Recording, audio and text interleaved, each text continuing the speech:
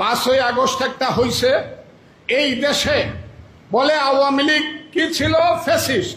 আমিও বললাম ফ্যাসিস্ট, কারণ আমি এত কথা বলছি হাসিনা সরকার ফ্যাসিস্ট, কিন্তু ফ্যাসিস্টের একটা নেতৃত্ব ছিল প্রত্যেক জায়গাতে। সারা বাংলাদেশের প্রত্যেকটা থানায় ফ্যাসিস্ট হইলে একজন নেতা ছিল, মানুষ বিপদে পড়লে ওই লোকটার কাছে যাইতে পারত। প্রত্যেক এমপি এলাকায় একজন এমপি ছিল, ইলেক্টেড অর নো ইলেক্টেড, সেইখানে গিয়ে মানুষ কথা বলতে পারত। সব জায়গাতে একটা নেতৃত্ব ছিল, সমস্ত জায়গাতে প্রশাসনিক দক্ষতা ছিল।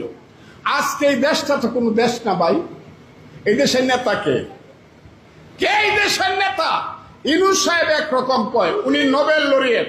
সঙ্গে সঙ্গে একটা কালো শক্তি আছে যারা 1971 সনের আমার মায়ের বোনের ইজ্জত নষ্ট করেছিল, যারা আমার হাজার হাজার বুদ্ধিজীবীকে হত্যা করেছিল, যারা এই দেশে আলবদর সৃষ্টি করে যারা এই দেশে গণহত্যা চালিয়েছিল, তারা সঙ্গে সঙ্গে বলবে না না না না, এটা তো হতে পারে না, এটা আমরা মানি না, আমাদের মতো করে চলতে হবে।